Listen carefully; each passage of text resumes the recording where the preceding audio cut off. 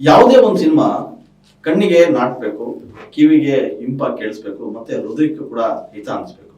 ಅಂತಹ ಸಿನಿಮಾಗಳು ಕನ್ನಡ ಚಿತ್ರರಂಗದಲ್ಲಿ ಸಾಕಷ್ಟು ಬಂದಿವೆ.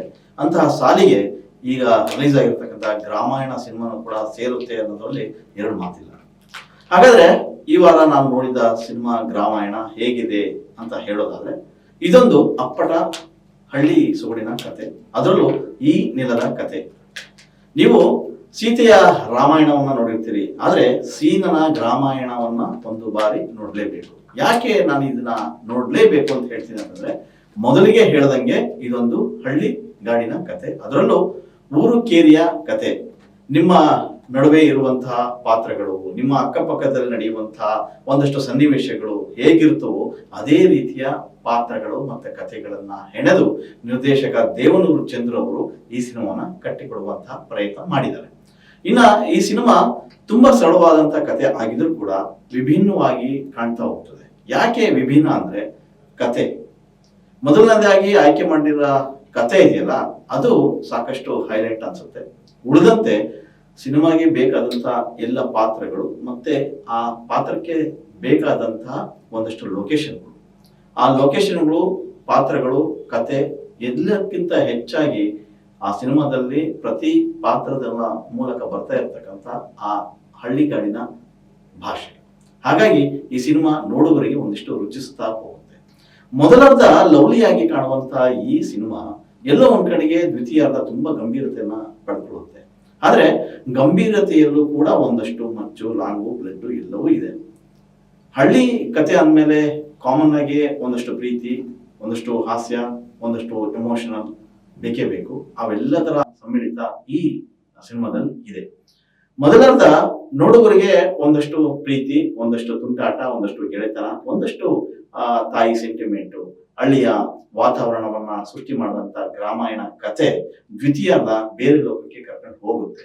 ಹಾಗಂತ ತುಂಬಾ ಗಂಭೀರತೆ ಅಲ್ಲದೇ ಇದ್ರು ಕೂಡ ಎಲ್ಲೋ ಒಂದ್ ಕಡೆಗೆ ವ್ಯವಸ್ಥೆ ಹೇಗಿರುತ್ತೆ ಅನ್ನೋದನ್ನ ಇಲ್ಲಿ ತೋರಿಸುವಂತ ಪ್ರಯತ್ನವನ್ನ ನಿರ್ದೇಶಕರು ಮಾಡಿದ್ದಾರೆ.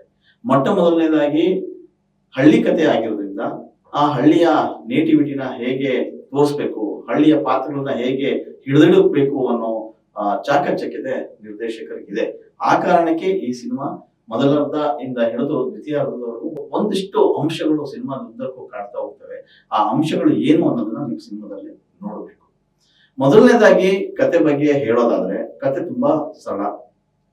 ಊರಲ್ಲಿ ಉಂಡಾಡ್ಕೊಂಡು ಇರ್ತಕ್ಕಂಥ ಒಂದು ಹುಡುಗರ ಗುಂಪು, ಜೊತೆಗೆ ಒಂದಿಷ್ಟು ರಾಜಕಾರಣದ ಹಿನ್ನೆಲೆಯಲ್ಲಿ ಸಾಗುವಂತ ಒಂದಷ್ಟು ಪಾತ್ರಗಳು. ಊರು ಅಂದ್ಮೇಲೆ ಎರಡು ಗುಂಪು ಇರ್ತವೆ. ಆ ಗುಂಪಿನ ನಡುವಂತೆ ನಡೆಯುವ ಸಂಘರ್ಷಗಳು, ಸಂಗ್ರಾಮಗಳು ಹೇಗಿರ್ತವೆ ಅನ್ನೋದನ್ನ ಹೇಳ್ತಾ ಹೋಗ್ತಾರೆ. ಹೋಗ್ತಾ ಹೋಗ್ತಾ ಒಂದು ನವಿರಾದ ಪ್ರೇಮ ಕಥೆ, ಆ ಪ್ರೇಮ ಕಥೆಯಲ್ಲಿ ಬರುವಂತ ಒಂದು ಸಣ್ಣ ಪುಟ್ಟ ಅವಘಡಗಳು, ಮುಂದೆ ಏನಾಗುತ್ತೆ ಅನ್ನೋದನ್ನ ತುಂಬಾ ಅದ್ಭುತವಾಗಿ ಹೇಳ್ತಾ ಹೋಗ್ತಾರೆ ನಿರ್ದೇಶಕರು. ಇನ್ನ ಸಿನಿಮಾದಲ್ಲಿ ತುಂಬಾ ಹೈಲೈಟ್ ಅಂತಂದ್ರೆ ಛಾಯಾಗ್ರಹಣ. ಸಂತೋಷ್ ರೈ ಪಾತಾಜಿ ಅವರ ಛಾಯಾಗ್ರಹಣ ಗ್ರಾಮಾಯಣದ ಅಂದವನ್ನ ನಿಜಕ್ಕೂ ಹೆಚ್ಚಿಸಿದೆ ಅಂತಾನೆ ಹೇಳ್ಬಹುದು. ಇನ್ನ ಪ್ರತಿ ದೃಶ್ಯ ಕೂಡ ನಿಮಗೆ ಆ ವೇಗವನ್ನು ಹೆಚ್ಚಿಸುತ್ತೆ ಅನ್ನೋದಾದ್ರೆ ಸಂಗೀತ ನಿರ್ದೇಶಕರ ಸಂಪೂರ್ಣ ಸಂಗೀತ. ಪೂರ್ಣಚಂದ್ರ ತೇಜಸ್ವಿ ಅವರ ಸಂಗೀತ ತುಂಬಾ ಅದ್ಭುತವಾಗಿದೆ. ಅದರಲ್ಲೂ ಹಾಡುಗಳು ಕೂಡ ಅಷ್ಟೇ ಅದ್ಭುತವಾಗಿ ಕಾಣ್ತವೆ. ಅಂದ್ರೆ ಹಳ್ಳಿ ಸೊಗಡಿನ ಹಾಡು ಕೂಡ ನೀವು ಇಲ್ಲಿ ಕೇಳ್ತಾ ಹೋಗ್ತೀರಿ. ಒಂದು ಮಾಡರ್ನೈಸ್ ಹಾಡು ಕೂಡ ಈಗ ಅಲ್ಲಿ ನೋಡಿದ್ವಿ, ಅದು ಸಿನಿಮಾದಲ್ಲಿ ಮತ್ತೊಂದು ಹೈಲೈಟ್. ಹೊರಗಡೆ ಬರದೇ ಇರತಕ್ಕಂಥ ಒಂದು ಹಾಡು, ಅಂದ್ರೆ ದೇವರನ್ನ ದೂಷಿಸುವ, ದೇವರನ್ನ ಬೈಯುವ ಒಂದು ಹಾಡು ಇದೆ. ನಿಜಕ್ಕೂ ಆ ಹಾಡನ್ನ ನೀವು ಸಿನಿಮಾ ಥಿಯೇಟರ್ ನಲ್ಲೇ ಕುತ್ಕೊಂಡು ನೋಡ್ಬೇಕು. ಅದು ಬೇರೆ ರೀತಿಯ ಫೀಲ್ ಕೊಡುವಂಥದ್ದು. ಆ ಪ್ರಯತ್ನ ಕೂಡ ಇದು ಹೊಸದಂತ ಹೇಳ್ಬೋದು. ಉಳಿದಂತೆ ಸಿನಿಮಾದ ಕತೆ ಒಂದು ರೀತಿ ಆದ್ರೆ, ಆ ಕತೆಗೆ ತಕ್ಕಂತ ಒಂದಷ್ಟು ಚಿತ್ರಕಥೆ ಇದೆಯಲ್ಲ, ಆ ಚಿತ್ರಕಥೆ ಸ್ವಲ್ಪ ಸ್ಪೀಡ್ ಆಗ್ಬೇಕಿತ್ತು ಅನ್ನೋ ಒಂದು ಅಭಿಪ್ರಾಯ ಇದೆ. ಸೊ ನನ್ನ ಅಭಿಪ್ರಾಯ ಕೂಡ ಅದೇ, ಸ್ವಲ್ಪ ಎಲ್ಲೋ ಒಂದ್ ಕಡೆಗೆ ಸ್ಪೀಡ್ ಕಮ್ಮಿ ಆಗ್ತೇನೋ ಅಂತ ಅನ್ಸುತ್ತೆ. ಆದ್ರೆ ಸಿನಿಮಾದಲ್ಲಿ ಬರುವಂತ ಒಂದಷ್ಟು ಹೊಡೆದಾಟ ದೃಶ್ಯಗಳು ಪಕ್ಕ ಹಳ್ಳಿ ಶೈಲಿನಲ್ಲಿ ಆಗಿದೆ. ಅಂದ್ರೆ ಬೇರೆ ಸಿನಿಮಾಗಳಲ್ಲಿ ಒಬ್ಬ ಹೀರೋ ಬಂದು ಹೊಡೆದ ತಕ್ಷಣ 10 ಜನ ಬೀಳೋದು, ಅಥವಾ ಕಾಲ್ ಇಟ್ಟ ತಕ್ಷಣ ಜೀಪ್ಗಳು ಹಾರೋದು ಯಾವುದು ಇಲ್ಲ. ನ್ಯಾಚುರಲ್ ಆಗಿ ಇಲ್ಲಿ ಫೈಟ್ಗಳನ್ನ ಇಡಲಾಗಿದೆ. ಯಾಕಂದ್ರೆ ಆ ಫೀಲ್ ಕಟ್ಟಿಕೊಡ್ಬೇಕು ಅನ್ನೋ ಪ್ರಯತ್ನ ಇಲ್ಲಿ ಸಾರ್ಥಕತೆಯನ್ನ ತಂದಿದೆ. ಇನ್ನು ಉಳಿದಂತೆ ಸಿನಿಮಾದಲ್ಲಿ ಯಾರೆಲ್ಲ ಹೇಗ್ ಮಾಡಿದ್ದಾರೆ ಅನ್ನೋದಾದ್ರೆ, ಮೊದಲನೇದಾಗಿ ಫಸ್ಟ್ ಮಾರ್ಕ್ಸ್ ಕೊಡ್ಲೇಬೇಕು ಅನ್ನೋದಾದ್ರೆ ಗೋಪಾಲ್ ಕೃಷ್ಣ ದೇಶಪಾಂಡೆ. ಯಾಕಂದ್ರೆ ಅವ್ರು ಮಾಡಿರ್ತಕ್ಕಂಥ ಅಷ್ಟು ಸಿನಿಮಾಗಳಲ್ಲಿ ವಿಭಿನ್ನ ಪಾತ್ರಗಳನ್ನು ಮಾಡ್ಕೊಂಡು ಬಂದರೆ ಅಷ್ಟೇ ಚೆನ್ನಾಗಿ ಅವ್ರ ಪಾತ್ರಗಳನ್ನ ಕಟ್ಕೊಡ್ತಾರೆ. ಸೊ ಇಲ್ಲಿ ಕೂಡ ನಿಜವಾಗಿಯೂ ಗೋಪಾಲ್ ಕೃಷ್ಣ ದೇಶಪಾಂಡೆ ಅವರು ಕಾಡ್ತಾ ಹೋಗ್ತಾರೆ, ತುಂಬಾ ಅದ್ಭುತವಾಗಿ ಕಾಣ್ತಾರೆ. ಇನ್ನ ಮತ್ತೊಂದು ಹೈಲೈಟ್ ಅಂತಂದ್ರೆ ಹೀರೋ ಸೀನಿನ ಪಾತ್ರದಲ್ಲಿ ಪಕ್ಕ ಹಳ್ಳಿ ಹುಡುಗನಾಗಿ ಕಾಣಿಸ್ಕೊಂಡಿದ್ದಾರೆ ವಿನಯ್ ರಾಜ್ಕುಮಾರ್. ವಿನಯ್ ರಾಜ್ಕುಮಾರ್ ಬೇರೆ ಸಿನಿಮಾಗಳಿಗಿಂತ ಈ ಸಿನಿಮಾದ ಪಾತ್ರದಲ್ಲಿ ತುಂಬಾ ವಿಭಿನ್ನವಾಗಿ ಕಾಣ್ತಾರೆ. ಒಂದು ಅವರ ಸಾರ್ಥಕತೆ ಏನು ಅಂತಂದ್ರೆ, ಇಷ್ಟು ವರ್ಷದ ಸಿನಿಮಾ ಆಗಿದ್ರೂ ಕೂಡ ಆ ಸಿನಿಮಾದ ಮೂಲಕ ಅವರು ಮತ್ತಷ್ಟು ಮಾಗಿದ್ದಾರೆ ಅಂತಾನೆ ಹೇಳ್ಬೋದು.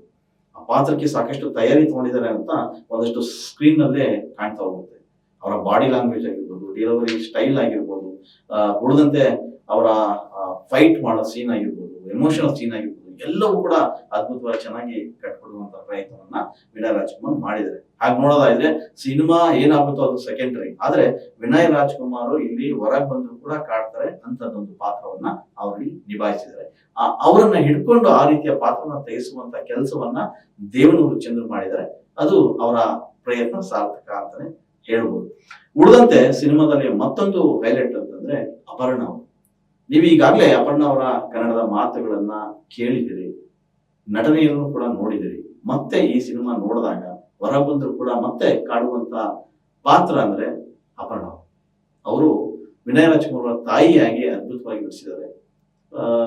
ಒಂದಷ್ಟು ಹಳ್ಳಿಯ ಭಾಷೆ ಅವರ ಬಾಯಿಂದ ಕೇಳೋದಿದೆಯಲ್ಲ, ಅದು ನಿಜಕ್ಕೂ ಖುಷಿ ಕೊಡುತ್ತೆ. ಸೊ ಹೇಳೋದ್ಕಿಂತ ಹೆಚ್ಚಾಗಿ ಗ್ರಾಮಾಯಣ ಸಿನಿಮಾ ನೋಡಿದಾಗ ಅವರ ಪಾತ್ರ ನಿಜಕ್ಕೂ ನಿಮ್ಗೆ ಹೊರ ಬಂದ್ರು ಕೂಡ ಕಾಡುತ್ತೆ. ಇನ್ನು ಮೇಘಾ ಶೆಟ್ಟಿ ಬಗ್ಗೆ ಹೇಳಲೇಬೇಕು. ಮೇಘಾ ಶೆಟ್ಟಿ ಅವರು ಈ ಸಿನಿಮಾದಲ್ಲಿ ಯಾವುದೇ ಗ್ಲಾಮರ್ಗೆ ಅಂಟಿಕೊಳ್ಳದೆ ಡಿಗ್ಲಾಮರ್ ಆಗಿ, ಸೊ ಒಂದು ಅಂದ ಚಿಂದವನ್ನೆಲ್ಲ ಬದಿಗೊತ್ತಿ ಪಕ್ಕ ಹಳ್ಳಿ ಹುಡುಗಿಯಾಗಿ ಕಾಣಿಸ್ಕೊಂಡಿದ್ದಾರೆ. ಸೈಕಲ್ ಹೊಡಿತಾರೆ, ಎತ್ತಿಡ್ಕೊಂಡು ಹೊಲ ಹೊಡ್ತಾರೆ. ಸೊ ಈ ರೀತಿಯ ಪಾತ್ರವನ್ನ ತುಂಬಾ ಅಚ್ಚುಕಟ್ಟಾಗಿ ನಿರ್ವಹಿಸಿದ್ದಾರೆ. ಎಲ್ಲದಕ್ಕಿಂತ ಹೆಚ್ಚಾಗಿ ಒಬ್ಬ ಗೈಯಾಳಿ ಬಜಾರಿ ಅಂತ ಏನು ಹಳ್ಳಿ ಹುಡುಗಿಯರನ್ನ ಕರಿತೀವಿ, ಆ ರೀತಿಯ ಪಾತ್ರವನ್ನ ಕಟ್ಟಿಕೊಡುವಂತ ಪ್ರಯತ್ನ ಏನು ಮಾಡಿದ್ದಾರೆ. ವಿನಯ್ ಮತ್ತು ಮೇಘಾ ಇಬ್ಬರ ಪಾತ್ರ, ಇಬ್ಬರ ಜೋಡಿ ಕೂಡ ನಿಮಗೆ ಹೈಲೈಟ್ ಆಗಿ ಕಾಣಿಸ್ತಾ ಹೋಗುತ್ತೆ. ಉಳಿದಂತೆ ಅಚ್ಯುತ್ ಕುಮಾರ್ ಇಲ್ಲಿ ಮತ್ತೊಂದು ಹೈಲೈಟ್ ಅನ್ಬೋದು. ಬಹಳ ದಿನಗಳ ನಂತರ ಯೋಗಿ ಬಂದಿದ್ದಾರೆ. ಲೂಸ್ ಮಾದ ಯೋಗಿ ಅವರು ಇಲ್ಲಿ ಕರಿಬೇಕು ಅನ್ನೋ ಪಾತ್ರದ ಮೂಲಕ ಒಂದಷ್ಟು ಹೈಲೈಟ್ ಆಗ್ತಾರೆ. ಸೊ ಮತ್ತೆ ಒನ್ಸ್ ಅಗೇನ್ ಅವ್ರು ಇಲ್ಲಿ ಕಳಾ ನಾಯಕನಾಗಿ, ಕಳಾ ನಟನಾಗಿ ಕಾಣಿಸ್ಕೊಂತ ಹೋಗ್ತಾರೆ. ಇಡೀ ಸಿನಿಮಾದಲ್ಲಿ ಅವರ ಪಾತ್ರ ಕೂಡ ಒಂದಷ್ಟು ನೋಡುಗರಿಗೆ ಡಿಸ್ಟರ್ಬ್ ಆದ್ರೂ ಕೂಡ ಎಲ್ಲೋ ಒಂದ್ ಕಡೆ ಆ ಪಾತ್ರದಿಂದನೇ ಸಿನಿಮಾದ ಕತೆ ಸಾಕ್ತಾ ಹೋಗುತ್ತೆ. ಇನ್ನ ಒಬ್ಬ ರಾಜಕಾರಣಿಯಾಗಿ ಅರುಣ್ ಸಾಗರ್ ಇಲ್ಲಿ ಕೂಡ ಕಾಣಿಸ್ಕೊಂಡಿದ್ದಾರೆ. ಎಂದಿನ ಎನರ್ಜಿ ಕೂಡ ಅವರಲ್ಲಿ ನಾವು ನೋಡ್ಬೋದು. ಒಂದಷ್ಟು ಪಾತ್ರಗಳು, ಪಾತ್ರಧಾರಿಗಳು ಸಿನಿಮಾದ ಉದ್ದಕ್ಕೂ ಕಾಣ್ತಾ ಹೋಗ್ತದೆ. ಒಟ್ಟಾರೆ ಒಂದು ಹಳ್ಳಿಯ ವಾತಾವರಣದಲ್ಲಿ ನಡೆಯುವಂತ ಘಟನೆಗಳು, ಅಕ್ಕಪಕ್ಕದ ಊರಲ್ಲಿ ನೀವೇನ್ ನೋಡಿರ್ತೀರಿ ಅದು ಈ ಸಿನಿಮಾದಲ್ಲಿ ಕಾಣ್ಬೋದು. ಇನ್ನ ವಾಸ್ತವಕ್ಕೆ ಬರೋದಾದ್ರೆ, ಈಗ ಬಿಡದಿ ವಿಚಾರ ವ್ಯವಸ್ಥೆ ನೋಡ್ತಾ ಇದ್ದೀರಾ, ಆ ಬಿಡದಿ ವಿಚಾರವನ್ನ ಈ ಸಿನಿಮಾದ ಕೊನೆಯ ಕ್ಲೈಮ್ಯಾಕ್ಸ್ ನಲ್ಲಿ ನೀವು ಕಾಣ್ಬೋದು. ಬಡವ, ಶ್ರೀಮಂತ, ಭೂಮಿಯನ್ನು ಕೊಳ್ಳೆ ಹೊಡೆಯೋದು, ಈ ರೀತಿಯ ಅಂಶಗಳು ಕೂಡ ಈ ಸಿನಿಮಾದಲ್ಲಿ ಕಾಣ್ತದೆ. ಸೊ ಒಟ್ಟಾರೆ ಸಿನಿಮಾದ ಬೇರೆ ಆಯಾಮವನ್ನ ನೀವು ಇಲ್ಲಿ ಕಾಣ್ತಾ ಹೋಗ್ತೀವಿ. ಗ್ರಾಮಾಯಣ ಬರೇ ಒಂದು ಹಳ್ಳಿಗೆ ಸೀಮಿತವಾಗುವಂತ ಕಥೆ ಅಲ್ಲ, ಎಲ್ಲರ ಮನಸ್ಸಿನ ಒಳಗೆ ನಾಟುವಂತಹ ಕತೆ. ಸೊ ಎಲ್ಲ ಒಂದ್ ಕಡೆಗೆ ಇನ್ನೊಂದಿಷ್ಟು ವೇಗ ಬೇಕಿತ್ತು ಅನ್ನೋದು ಬಿಟ್ರೆ ಬೇರೆ ಅಂಶಗಳು ಇದರಲ್ಲಿ ತಗೊಳ್ಳುವಂಥದ್ದು ಏನು ಇಲ್ಲ. ಸೊ ಒಟ್ಟಾರೆಯಾಗಿ ಸಿನಿಮಾದ ಹಾಡುಗಳು ಕೂಡ ಇಲ್ಲಿ ಗುರಿಯುವಂತಿದೆ. ಒಂದು ಪಕ್ಕ ಹಳ್ಳಿ ಹಾಡಿದೆ, ಹೀರೋಯಿನ್ ವರ್ಣಿಸುವಂತಹ ಹಾಡು, ಅದು ಕೂಡ ಹೈಲೈಟ್ ಆಗ್ತಾ ಹೋಗುತ್ತೆ. ಸೊ ಸಿನಿಮಾ ತಂಡದಲ್ಲಿ ಯಾರೆಲ್ಲ ಈ ಕೆಲಸ ಮಾಡಿದರೆ ಅವೆಲ್ಲವೂ ಕೂಡ ಇಷ್ಟು ವರ್ಷಗಳ ಕಾಲ ಹಾಕಿದ ಎಫರ್ಟ್ ವ್ಯರ್ಥ ಆಗಿಲ್ಲ ಅನ್ನೋದಕ್ಕೆ ಗ್ರಾಮಾಯಣ ಅಷ್ಟು ಅಚ್ಚುಕಟ್ಟಾಗಿ ಮೂಡಿ ಬಂದಿರುವುದು ಸಾಕ್ಷಿ. ಹೆಚ್ಚಿನ ವಿಡಿಯೋಗಳಿಗೆ ಪ್ರತಿಧ್ವನಿ ಯೂಟ್ಯೂಬ್ ಚಾನೆಲ್ ಸಬ್ಸ್ಕ್ರೈಬ್ ಮಾಡಿ, ಬೆಲ್ ಐಕಾನ್ ಕ್ಲಿಕ್ ಮಾಡಿ.